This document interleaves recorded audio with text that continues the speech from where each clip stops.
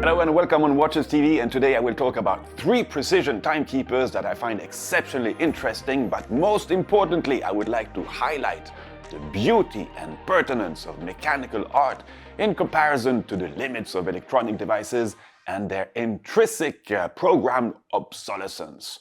The first 2 pieces have quartz movements, and the last one, the oldest one, has a mechanical heart with a detent escapement. All of them represent one branch of watch mechanisms that are insanely precise and helped in a certain way humanity to progress. But before we dive into the deep waters of our watch universe, let's just talk quickly about the quartz movement and its history.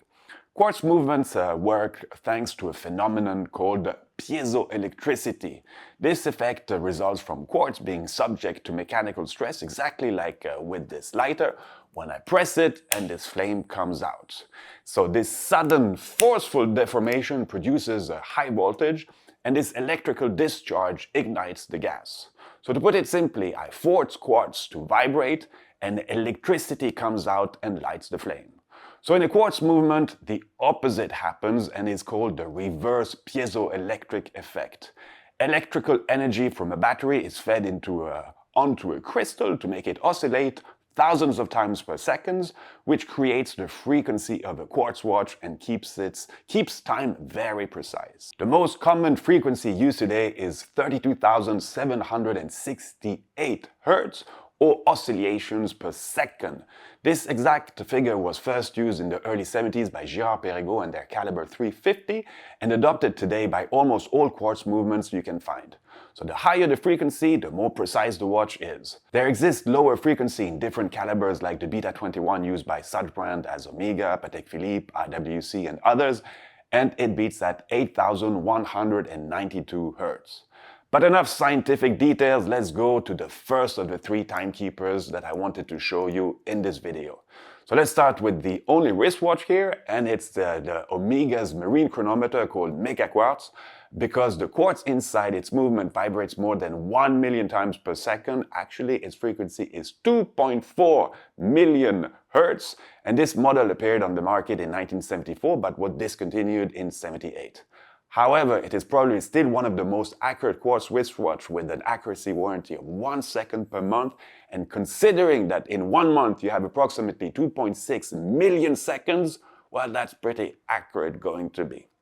So at 4 o'clock you find a pusher, and this was probably the best toy for many watch geeks back in the 70s. So with this pusher you can stop the seconds hands and release it precisely at the right second when adjusting the accuracy of your watch. So in the 70s the most common way to check the exact time was to call on a special landline called the speaking clock, or listen to the daily news broadcast on your TV. Totally old school, I know. So the best way to adjust your marine chronometer was to set the time 1 minute in advance, push that button at 4 o'clock, and then release the button when the announced second is exactly at the position of the seconds hands. And by pulling the crown, well, you were able to change just the hour and the date, while your minutes and seconds hands stay put in place for the entire lifetime of your battery. And I would like to point out that in the late 70s, this very movement was used by 2 brands. One of them was Omega, of course, and the other was known as a friend of the SSIH, Société Suisse pour l'Industrie Horlogère, which in 1983 became SMH, and in 1998 this became the Swatch Group. So this good friend I was referring to was Audemars Piguet, and I hope some of you managed to get yourself a copy of their latest book on the 50th anniversary of the Royal Oak, where you can find and read about AP's relationship with this SSIH. And for the rest of you, well, I will just mention that this story started under the leadership of Mr. Georges Gaulet, the then charismatic CEO of Audemars Piguet, and some of AP's watches of that time had Omega Mega Quartz movements inside. So this watch still works nicely. I recently had to change the battery, and of course one can question its design, but those were other days, and it does feel rather massive on my wrist, but still really like it. But this leads me to our second timepiece, and it is again an Omega-produced watch, but a table clock version of the marine chronometer, with this time a mega quartz movement inside it with a 4.19 million hertz frequency. Extremely powerful, hence precise, and this chronometer is accompanied by a bulletin d'observatoire from the Neuchâtel Observatory, dated of March the 9th, 1984, confirming its precision. An interesting fact about this timepiece is that at the bottom right you have a socket where you can plug a timing machine called a chronometer in French to measure the frequency and adjust it.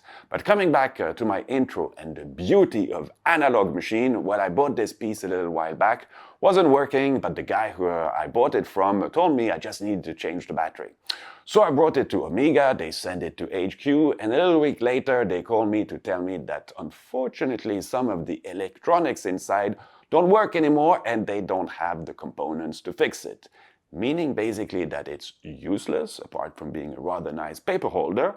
And I was of course really sad, but simply proves the point of the limits of some electronic devices compared to a pure mechanical object, which will always be fixable, which enables me to talk about this beauty, as this one is definitely easier to repair if ever needed.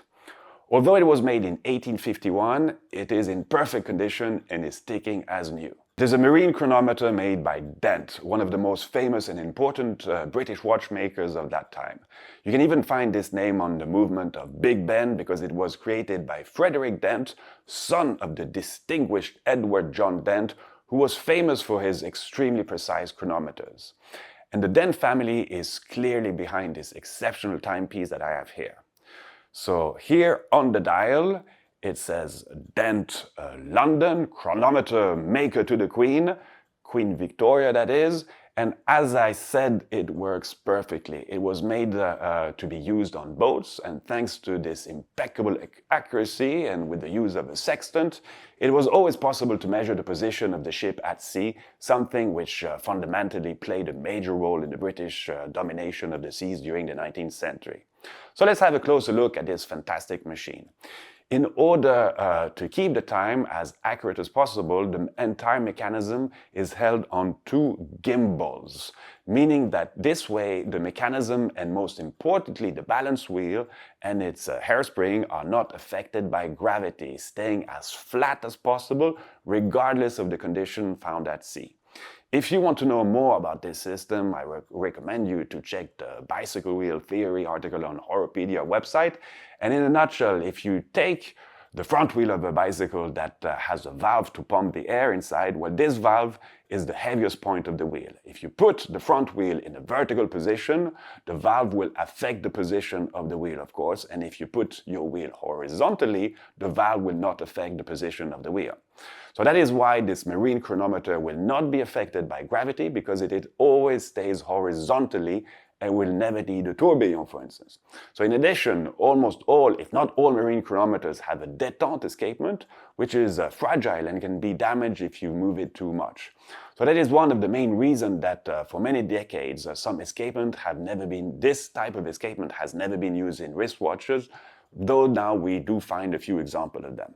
So having a double gimbal suspension in marine chronometers not only neutralizes the gravity effect, but also preserves the fragile escapement.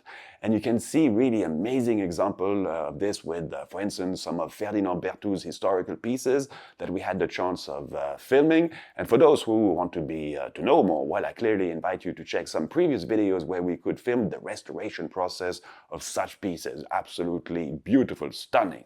But coming back on the detent escapement, its main advantage versus a traditional Swiss lever escapement is that on the detent escapement you have a direct connection between the escapement wheel and the balance wheel. There are no pallets in between, which diminish the force of the movement. And another particularity is that you see the second hand move on every oscillation and not on every vibration. Twice less smooth of your second hands than with a Swiss lever escapement. So with this type of detent escapement, marine chronometers usually have a frequency of 2 Hz, so you have one jump of your second hands every half second. And one of the perks, if I can say so, is that the sound of such a detent escapement is very specific and actually gorgeous to listen to. Okay, maybe not directly next to you when you want to sleep, but sincerely really special. Just listen to this.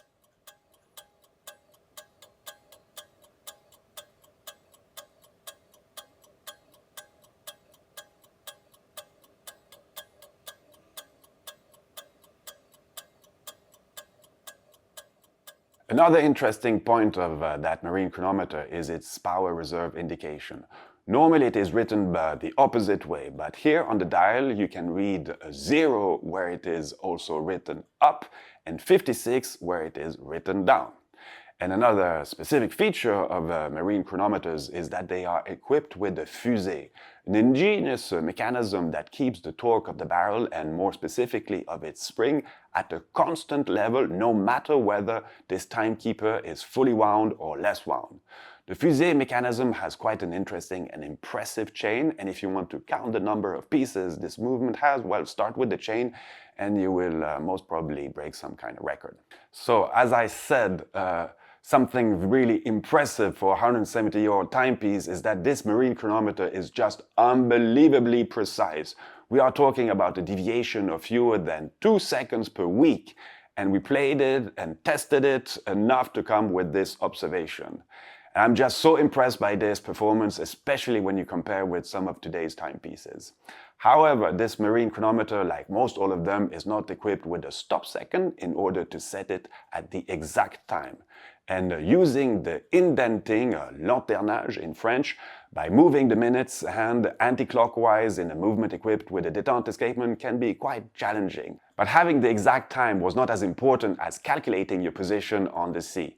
What was important was the precision of the interval between, let's say, 11 p.m. yesterday and 11 p.m. today. I mean, ideally that interval has to be 24 hours, 0 minutes and 0 seconds, but being 1 minute ahead or behind in real time does not matter for the calculation of your position on the sea. And the last interesting feature of this marine chronometer is the thermometer and the scale it uses.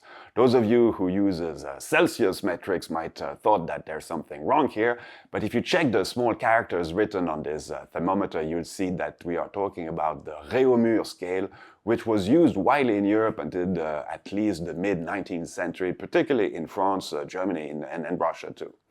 Well, I guess you can feel my appeal towards this fantastic demonstration of human ingenuity. And the best part is that in 200 years, well, it will still be fixable if needed, well, as long as we'll have talented watchmakers around us, and that's also why Horopedia is so important. And I would like to personally thank Mr. Richard Stenning of Frodsheim, London, who took care of its restoration, because this piece represents, for me, something extremely special. So for sure, this other table clock was certainly more precise than this one, but thanks to its electronics, which can't be fixed, well, I guess you understand better my liking of pure mechanical devices. Power to the world of analog mechanical timepieces, long live the beauty of mechanical movements. So this is it for the video of the day. Thanks for watching, see you real soon, and a massive Viva Watchmaking to all of you, mechanical watchmaking.